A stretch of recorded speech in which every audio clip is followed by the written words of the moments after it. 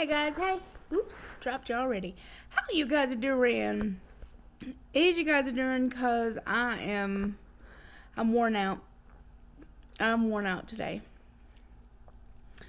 I had therapy earlier today. Not physical therapy, but like mental therapy. We got in our stuff for Thai iced tea. So I decided, so I could make it the way I wanted to and I didn't have to use as much sugar, blah, blah, blah, blah, blah, and it's cheaper, I would make my own.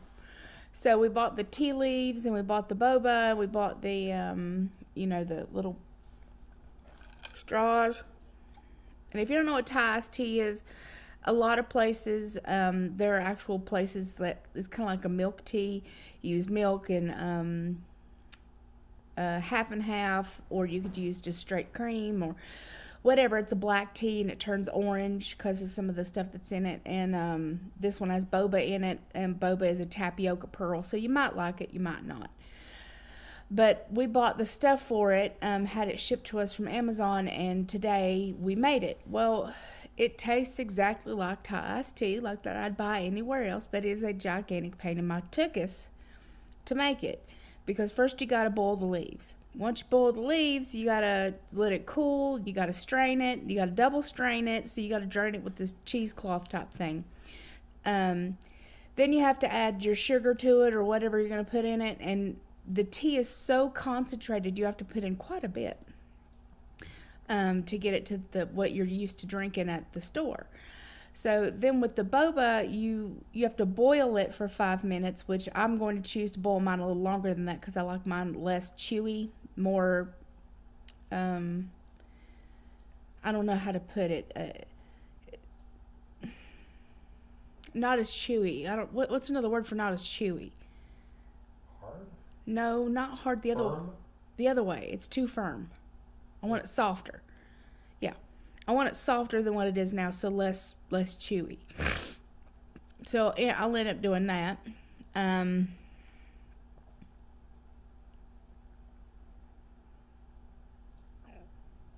was going to say, please share that. I was like, don't tell me you're falling for that. Please share that. I was like, my wife. Hold on, I got to wipe my eye and I only have one eye. So, no, I only have one arm. Lord, today's one of those days, guys. I've used this arm way too many times to grab stuff, and I'm feeling it. That's my fault. Because you're not used to not being able to use your arm, but my elbow hurts so bad. It's not really my hand. My hand kind of hurts a little bit. Like, I could feel that, I had some kind of surgery on my palm. It's a little sore. But it's literally my entire elbow hurts really bad. It's worse than burning. It's worse than throbbing. Yuki! It's worse than Yuki. She's licking the damn coat that she's sitting on. So I got them closer to me, if you could see. There they are, right there. So that way they're even closer because some of you thought that I was neglecting my babies because they were in their little basket across the room, and this way she doesn't cry because she's literally right next to me, and I put my hands over there and stuff like that. So they just can't lay on me for 2 weeks. They just can't because they don't sit still, and they like to hump up underneath both of my arms, or they want to wiggle themselves in. So I get them as close as I can. I put my feet over there, and it makes them pretty happy, and I love on them as much as possible. And I'm still taking them out, and I'm still feeding them and doing my little duties. So let's see what else. Other than that,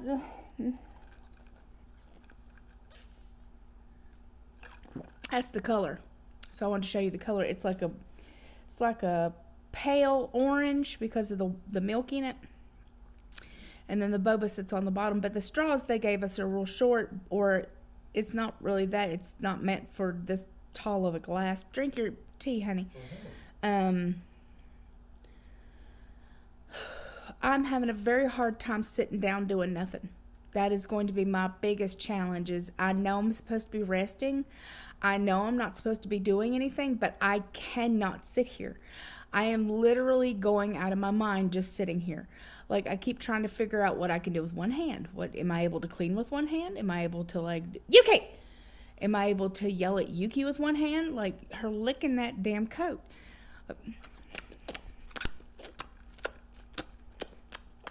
Is the noise I'm hearing, like, literally a foot from me, making me crazy.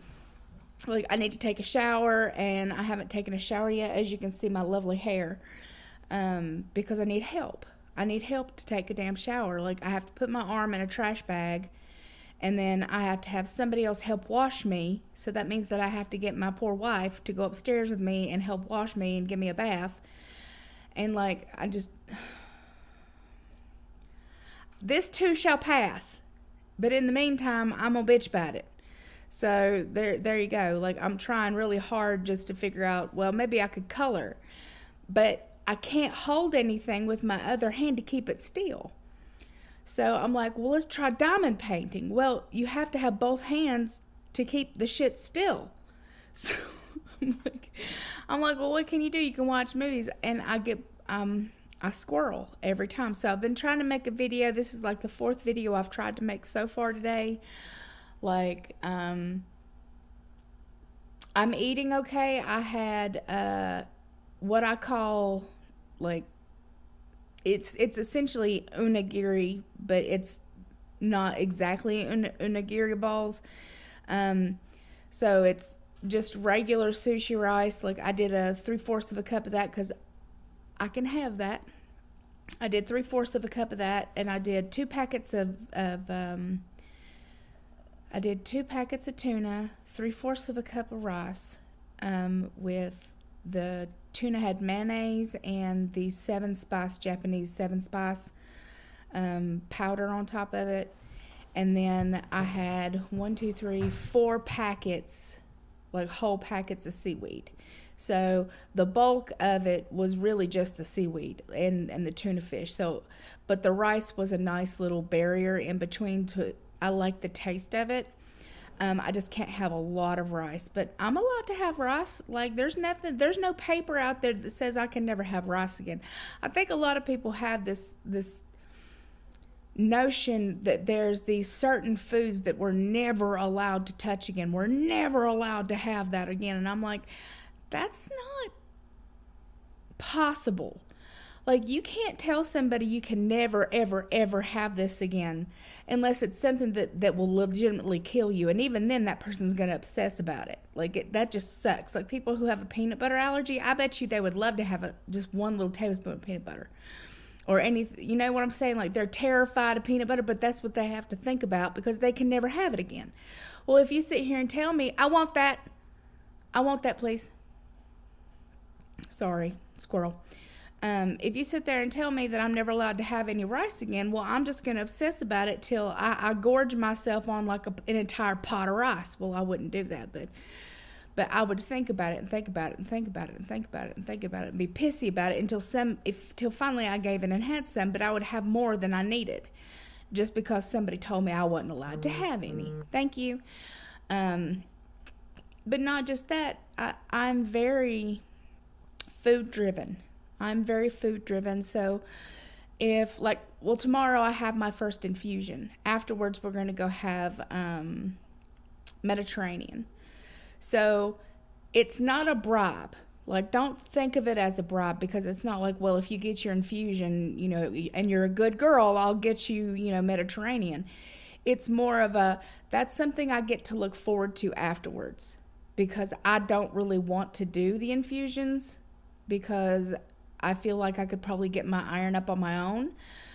But just in case I can't, I have to do it anyway, and my doctor asked me to, and I'm not going to be stupid and not do what I've been told. So I have something to look forward to afterwards, but it's not a bribe. I'm not bribing myself to go do it. I'm going to do it anyway, whether or not I get to have Mediterranean food is a bonus. So like I said, if for some reason, you know, we ended up not going, like, let's say Evelyn said tomorrow, you know what, I really don't feel like Mediterranean, we're not going to get it.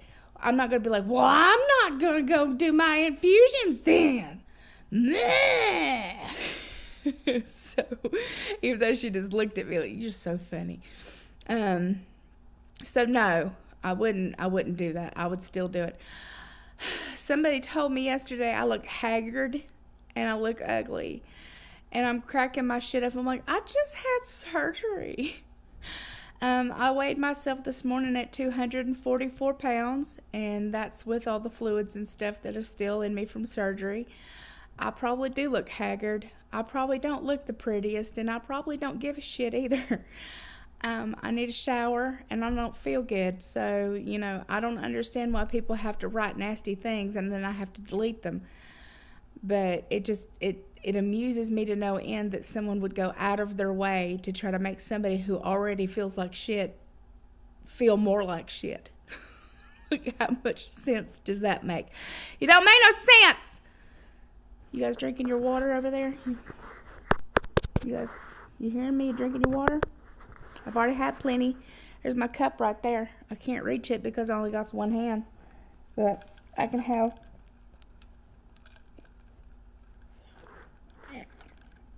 It's very hard, one-handed. That's what she said, to drink Thai iced tea with one hand. Actually, it's almost... Being one-handed is not fun. I know that I'm going to have to go through this again, and it'll be my dominant hand, which will be even worse. But if this gives me back my ability to paint, I'll do it in a heartbeat. If this is going to keep my hands from shaking and having the horrible pain that I'm constantly in, I'll take it. A couple weeks of being uncomfortable, a couple days of seriously bitching, a couple days of me seriously bitching about it, and then just kind of getting over it. I'll feel better in the meantime. I know I will. I think once I can start getting up and walking around and doing stuff, I won't nearly be as miserable. I'm not allowed to go to the gym. Well, that's not true. I'm not allowed to go to the gym and do anything. That doesn't mean I can't walk. So, I'm trying to get Evelyn to go to the gym for her and let me just walk around because I'm bored. And her thing is, she's like, you're not allowed to do any of this stuff. And I'm like, but just sitting here at the house is going to make me crazy. I have to do something.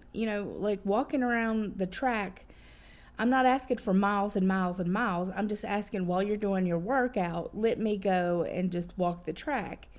Let me go listen to music, zone out, and forget how bad this hurts for a while. Maybe not today, but hopefully I can convince her tomorrow. And we talked to the doctor's office.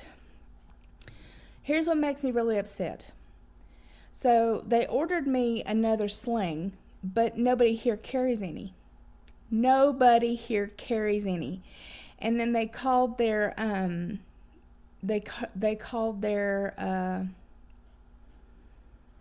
come on, Nirvana. They called their supply company, and their supply company didn't even have any. So nobody around here carries any other slings except for this piece of crap that's bothering my neck. So there's no cushion to it. It's literally just like a piece of mesh. There's no cushion for the back of my arm, so I keep trying to put stuff back there to keep it from hurting. And it's not working, so it's making me more miserable. And so, I don't want to have to pay Amazon more money for something that I'm going to have to turn right back around and do it for the other side. So I don't want to pay, $40 or $50 to buy another sling when 6 months from now I'm going to have to do the same thing again. So, this is something my insurance should have to pay for, but they can't find anybody who actually sells it. So I'm frustrated. And so it's just another notch on the what the fuck am I doing here and why are things so difficult, wall I have over here on my wall. It's just like a calendar of what the fuck. I'm overly frustrated at why everything has to be so difficult. If I was at Travis or if I was in Virginia, I could have splints coming out my ass. Literally, it would be... There would be no problem. But just because I'm here, I guess nobody ever needs a different kind of splint ever.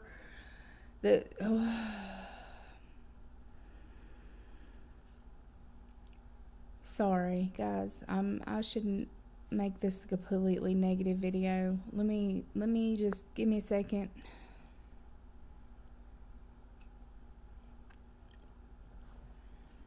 I know. I'm